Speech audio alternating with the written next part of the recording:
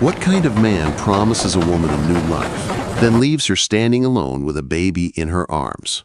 That was the question burning inside Savannah Mitchell. As the steam engine hissed to its final stop at Willow Creek Station, the August heat in the Texas plains felt like it was pressing straight through her bonnet and into her bones as she stepped onto the dusty wooden platform. She clutched 6-month-old Emma tighter, the baby fussing in the heavy air. Passengers hurried off, greeting family and friends, but no one came for Savannah. No one called her name. No one waved. She was the last one left on the platform. The station master swept the planks nearby, casting a sympathetic glance her way. "He ain't comin', madam. Train's been here near an hour."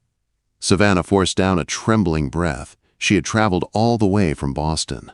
She had believed every word Harold Whitcomb wrote. The letters, the promises, the future he painted for her, and the child she had pretended was her orphaned niece. "Perhaps there's been a misunderstanding," she whispered. "Or a delay." Quote, but the station master's sad look told her the truth she didn't want to accept. There was no misunderstanding. There would be no wedding. Her throat tightened as Emma whimpered, hungry and hot. "Is there a hotel nearby?" Savannah asked, desperate to keep her dignity. Even now, "The Willow Creek Inn," the station master said, "but might be best to stop at the sheriff's office first. Mr. Whitcomb left something for you yesterday." "Yesterday?" Savannah swayed, steadying herself on her trunk. "Yesterday?" Before the man could answer, the sound of fast, heavy hoofbeats filled the air. A rider approached, tall and strong, dust swirling behind him. He dismounted in one smooth motion, boots hitting the boards with a firm thud. "Afternoon, Pete," he called to the station master. "Any packages come in for the Double R today?" "Nothing today, Quentin. But we got a situation on our hands." Pete nodded toward Savannah. The cowboy turned. His blue eyes were striking against his sun-browned face, taking her in with one long, assessing look. Broad shoulders, worn denim, leather chaps, dust on his boots. A man used to work. A man used to this land. "Ma'am," he said, tipping his hat, his voice deep and steady. "Looks like you could use a hand." Before Savannah could speak, Emma let out a sharp, desperate cry. Savannah tried to rock her gently, but exhaustion made her arms weak. "I'm fine," she said, though her voice shook. Quentin Ross had seen plenty of hard things in his life, but the sight of a woman abandoned with a crying baby on a scorching train platform stirred something fierce inside him. Pete leaned closer and muttered, "Mail-order bride." Whitcomb left her high and dry. Quentin's jaw tightened. He had never liked Harold Whitcomb. The baby's wail rose higher and Savannah's shoulders trembled. "Let me hold you both," Quentin said, stepping closer. Savannah blinked at him, confused. I don't know your name." "Quentin Ross, ma'am. I run the Double R Ranch a few miles from here." "Just trying to help." Emma cried harder, making Savannah's arms shake. "The baby needs shade," he added gently. "And you look ready to faint. My wagon's right around the corner. Let me get you to the sheriff's office. We'll sort things out proper." Savannah had been taught never to trust strange men, but she was out of options, alone, hungry, scared. Still, she hesitated. "Why would you help me?" Quentin didn't hesitate. "Because you look like you need it." Pete nodded. "He's good people, madam." Passed around. Savannah took a shaky breath. "I'm Savannah Mitchell, and this is Emma." Quentin's face softened. "Pleased to meet you both." He lifted her trunk with one hand, effortlessly, and guided her toward the wagon with the other. Once there, he gestured to Emma. "May I?" With reluctance, Savannah placed her daughter into his arms. To her shock, Emma immediately quieted, staring up at Quentin's beard with fascinated wonder. "You're good with children," Savannah murmured. "Raised my sisters after Ma passed," he said, settling her in the shade. "Babies like movement. And space to breathe." Quote, he helped Savannah climb into the wagon and climbed in beside her, guiding the horse onto the street. As they rattled through town, he pointed out each building with polite ease. The general store, the church, the doctor's office. Savannah tried to listen, but fear churned in her chest. What has become of my life? The sheriff's small office came into view. Quentin lifted Emma as he helped Savannah down, still holding the baby with practiced ease. Inside, Sheriff Morgan greeted them with a weary kindness. "Miss Mitchell? I've been expecting you." He slid an envelope across the desk. Her hands trembled as she opened the letter. "Miss Mitchell, I regret to inform you that I am no longer seeking marriage. I have left for California to find my fortune. Enclosed is $20 to return east. Harold Whitcomb." Savannah stared at the letter until the words blurred. $20. Not even enough for half a train ticket. She lifted her gaze, her voice barely a whisper. "What am I supposed to do now?" Quentin stepped forward, his voice firm and steady. "Sheriff, Miss Mitchell needs a place to stay. Is Mrs. Holloway taking boarders?" "Not with children," the sheriff said gently. Silence stretched, a heavy silence. Then Quentin spoke. "Miss Mitchell can stay at the Double R. We've got the old foreman's cabin. My sister is visiting. She'll provide proper chaperoning. And we could use help with cooking and mending." Savannah's eyes widened. "You're offering me employment? And a home?" Quote. Quentin nodded. "Room, board, and fair wages. You deserve a safe place. And that baby deserves shade, meals, and a soft bed." Savannah's voice broke. "I don't know how to thank you." "You don't need to," he said softly. "Let's just get you settled." And as he lifted Emma again, holding her with a tenderness that made Savannah's heart twist, she wondered if fate had stepped in where Harold Whitcomb had walked away. For the first time since stepping off the train, she felt the faintest spark of hope. Savannah hadn't known what to expect from the Double R Ranch, but she hadn't expected it to feel like stepping into a quiet breath of safety. As Quentin's wagon rolled into the yard, she saw a neat white house, a sturdy barn and field stretching wide beneath the evening sun. It was peaceful in a way she had never known. Quentin lifted Emma from the wagon with practiced ease while Savannah gathered her skirts. "We'll get you settled in the foreman's cabin," he said. "It's small, but it's clean and close to the main house." Before Savannah could respond, a young woman stepped onto the porch. She had the same bright blue eyes as Quentin and a warm smile already forming. "Sarah," Quentin called, "come meet someone." Sarah hurried down the steps. "Oh my goodness," she breathed when she saw the baby in Quentin's arms. "And who might this little angel be?" "This is Emma," Quentin said. "And this is Miss Savannah Mitchell. She'll be helping us around the house for a while." Immediately, Sarah wrapped Savannah in a gentle hug that Savannah hadn't known how badly she needed. "Welcome," she said. "You must be exhausted. Come inside, come inside. Let's get that baby cooled down." Quote. Savannah's eyes stung with tears she didn't want anyone to see. No one, not a single soul in Willow Creek, had greeted her with warmth except these two strangers who owed her nothing. Inside the cabin, the walls were clean, the bed made, and a small crib stood waiting. "It belonged to us when we were babies," Sarah explained softly. "Thought Emma could use it."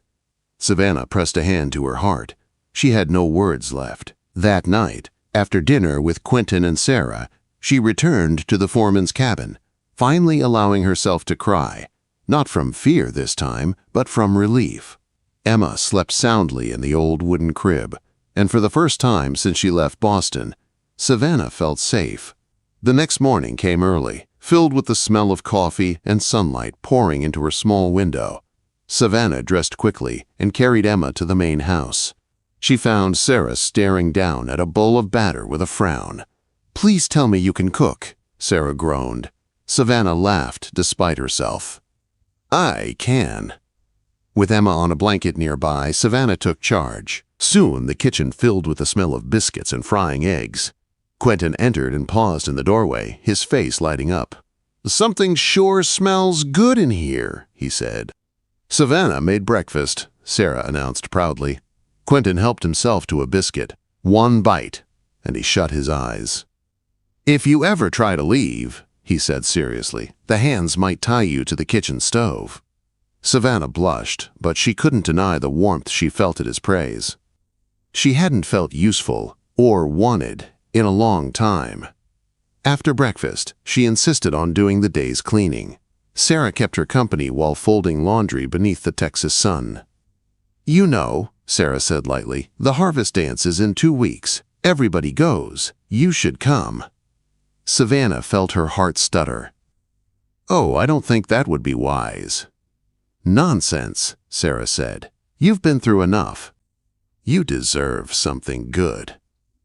"People in town know what happened," Savannah murmured. "They know I was left at the station." Sarah stopped folding and touched her arm. "Then let them talk. They don't know your heart." Quote. Savannah didn't answer.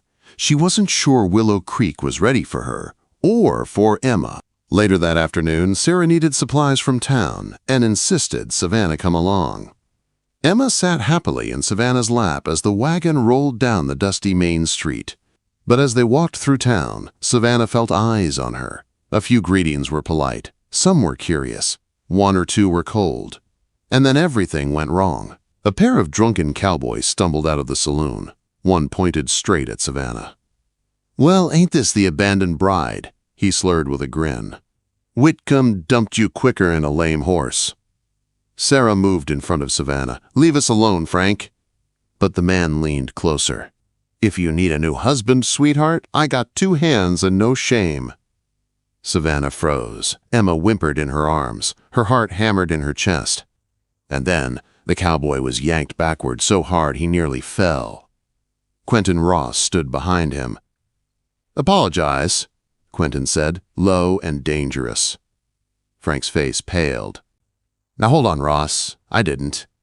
"Apologize," Quentin repeated, eyes cold as steel. Frank swallowed. "Sorry, Miss Mitchell. Didn't mean nothing by it." "Get inside," Quentin growled, "before you embarrass yourself further." Frank bolted. Savannah's breath trembled as she clutched Emma to her chest. "You all right?" Quentin asked gently. She nodded, though her knees still shook. "I shouldn't have come to town." Quentin stepped closer, lowering his voice. "You did nothing wrong. A man's behavior says more about him than it ever could about you." They walked back to the wagon. Sarah went to settle Emma in the back while Savannah climbed into the front seat beside Quentin. Once they were alone, he spoke. "Don't let a fool's mouth decide your future." Savannah stared ahead, eyes on the hills in the distance. "Staying at your ranch will only make people talk more." "People talked before today," he said. "They'll talk tomorrow, but you're safe with us." "Why are you helping me?" she whispered. It took him a moment to answer. "When I was a boy," he said quietly, "my ma took in a woman who needed help. A woman with a baby and nowhere to go. Folks talked then too, but my ma said, sometimes the right thing is the hardest thing." Savannah turned her head. Quentin's face was steady and sincere. "I'm helping you," he finished softly, "because something tells me you're worth helping." Savannah didn't know how to reply. No one had spoken to her like that in a long time. By the time they reached the double R again, her heart felt different. Not healed. No, not yet, but steadier, warmer, safe. That night, after she put Emma to bed, she stepped outside. The stars glittered across the sky like silver dust. The air was cool and still. She didn't hear Quentin approach until he spoke behind her. "Couldn't sleep?" She shook her head. "Too many thoughts." He stood beside her, hands in his pockets, looking out over the fields. "Pretty night," he said. "Makes the world feel bigger than our worries." Savannah breathed slowly, the cool air easing her chest. "Thank you," she said softly. "For what?" he asked. "For helping me when you didn't have to." Quentin glanced at her, his blue eyes warm. "I meant what I said, Savannah. You're worth helping." For the first time since she boarded the train in Boston, Savannah let herself believe it. Morning light slipped through the cabin window, soft and warm, and Savannah woke to the sound of Emma giggling in her crib. The baby was kicking her legs, waving her tiny hands like she was greeting the day. The sight made Savannah smile. For the first time in months, she felt something like peace settling inside her. She dressed quickly, lifted Emma into her arms, and headed toward the main house. Quentin had already finished his morning rounds and was wiping down his boots on the porch steps. "Morning," he said with that gentle smile of his. "How'd you sleep?" Savannah hesitated. "Better than I expected." His eyes softened. "Good." You deserve that." Inside, Sarah was already bustling around the kitchen, muttering to herself about bacon that refused to cook evenly. Savannah slipped in beside her and took over with easy familiarity. Soon the house smelled like home: warm biscuits, fried potatoes, and coffee. Emma babbled from her blanket on the floor, bouncing a wooden horse against her leg. Quentin picked up the toy when it rolled near his boot. "Looks like she likes this little fella." "She does," Savannah said, smiling. "She sleeps with it every night now." His eyes lingered on her longer than usual. Warm. Certain. Savannah felt her heart shift again, as if making room for something new. Over the next days, life settled into a quiet rhythm. Savannah cooked meals that made the ranch hands grin like children. She helped Sarah mend shirts, washed linens, brushed down horses she'd never dared touch before.